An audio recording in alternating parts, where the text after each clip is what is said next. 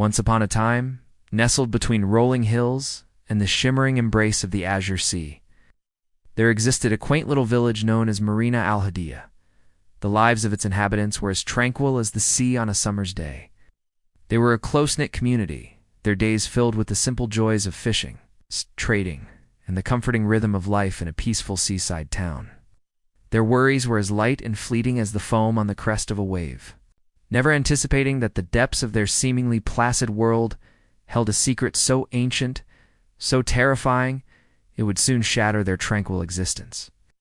One fateful evening, as twilight painted the sky in hues of purple and orange, a violent storm descended upon the coastal town. Waves the size of mountains crashed against the shore, their fury echoing the turmoil that was about to unfold.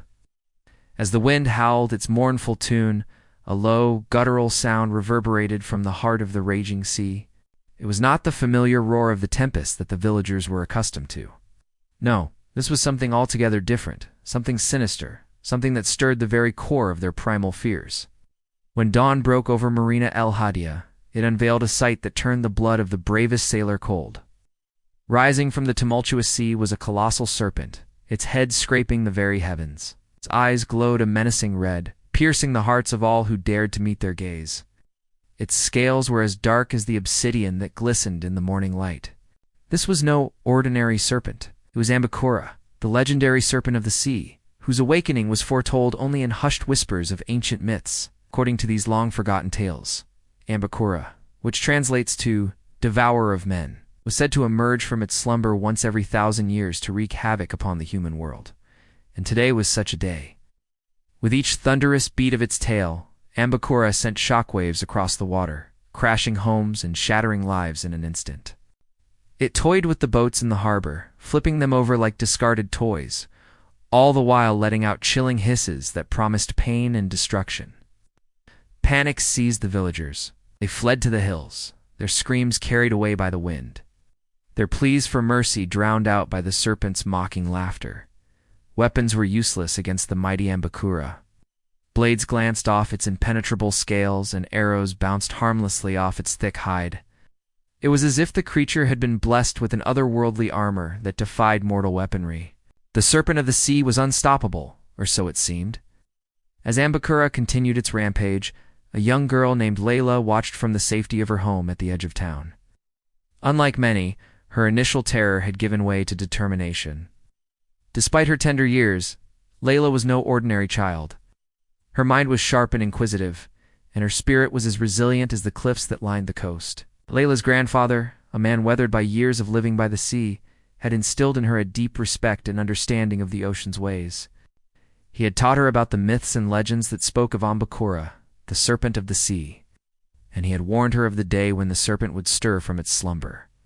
Now that day had come, and Layla knew she couldn't just sit idly by while her town was destroyed. You see, unlike many, Layla refused to believe that they were utterly helpless against the mythical beast. Her grandfather's stories had also spoken of a weapon capable of vanquishing even the great Ambakura, a weapon that lay hidden, waiting for the right person to wield it. Armed with nothing but her wits and a heart full of courage, Layla decided to take matters into her own hands. She slipped out of her home unnoticed and made her way to the shoreline. The raging storm had subsided, leaving behind an eerie silence that was even more unsettling than the tempest itself. The wind had died down, and the waves lapped gently against the shore, as if mourning the destruction they had just wrought. Ambakura still loomed over the village, its malevolent gaze sweeping across the landscape, taking in the full measure of the havoc it had created. Layla crept closer, her eyes scanning the beach for any sign of the weapon her grandfather had described. Time was of the essence. Makura could depart back into the sea, and then where would they be? Without hope, without a sliver of light in the darkness, Layla's gaze fell upon an ancient cave hidden at the far end of the beach. Her grandfather had always warned her to stay away from this cave, claiming it was a place of forgotten magic and lurking dangers. Curiosity and determination warred within her, but it was the latter that won out. Layla knew that this cave might hold the key to their salvation, or at the very least, she would die trying to find out. As she cautiously entered the cavern, the entrance behind her gave way with a loud rumble, sealing her fate. Should she be found here, escape would be impossible. The interior of the cave was dimly lit, the only illumination coming from thin shafts of sunlight that pierced through cracks in the ceiling. The air was heavy and stale, as if untouched by the wind for countless years. In the center of the cave, resting on a pedestal of sorts, was a large crystal that hummed with a faint ethereal light. It was an otherworldly sight, beautiful yet intimidating, like the heart of a sleeping giant. Layla hesitated, fear giving way to wonder. She had never seen anything like it before. Her grandfather's words echoed in her ears. The weapon of light lies hidden, waiting for the pure of heart to claim it. Was this the weapon she sought? The answer came when she noticed the peculiar shape of the crystal. It resembled a heart, and not just any heart, but the heart of the sea, a symbol her grandfather had often spoken of. With trembling hands, Layla reached out and touched the crystal. In that instant, a jolt of energy surged through her, and the world exploded into a kaleidoscope of colors. Images flashed before her eyes, showing her the history of her town, of Ambakura, and of the crystal itself. The crystal was not just a weapon, it was the heart of the sea, a living entity that had lain dormant for centuries. And it had been watching, waiting for someone like Layla to come along. The visions abruptly ended, leaving Layla weak and shaken. She looked down at her hands, marveling at the power that now coursed through her veins. She could feel the strength of the ocean surging within her, its ebb and flow mirroring her own heartbeat. She understood now that she was not merely wielding a weapon, she was channeling the very essence of the sea. Layla wasted no time in returning to the village square. As Ambakura prepared to slither back into the sea, she stepped forward, her voice echoing with newfound strength. The serpent paused, turning its head to regard her. A low growl rumbled in its throat, a sound that promised pain and destruction. But Layla stood her ground, drawing strength from the crystal in her hand.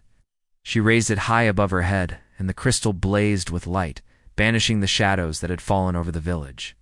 "I am the chosen one," she declared, her voice ringing with the power of the ocean. "Oh, and you, Ambakura, have awakened your final sleep."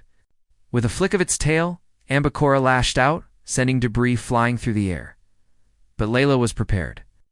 She channeled the ocean's power, creating a wall of water that absorbed the serpent's attack. The beast reared back, surprised by her unexpected defense. Layla pressed her advantage, launching a barrage of water and light at the serpent. Each strike weakened Ambakura further, its scales dissolving under the intensity of the crystal's glow. The serpent thrashed wildly, its movements becoming more erratic as the life force ebbed out of it. With a final earth-shattering roar, Ambakura collapsed to the ground, its body crumbling into dust and ash. The serpent of the sea, feared for millennia, was no more. As the dust settled and the villagers emerged from their hiding places, they were met with a sight that brought tears to their eyes. The crystal in Layla's hand pulsed softly, bathing the village in a warm, inviting glow. It was a symbol not just of their victory, but of hope for a brighter future. From that day forward, Layla became known throughout the land as Layla, the Lady of Light who defeated the sea's darkness. And the legend of Ambakura, the serpent of the sea, was passed down through generations. A tale of courage, determination, and the unwavering spirit of a young girl who dared to stand against the darkness and emerged victorious.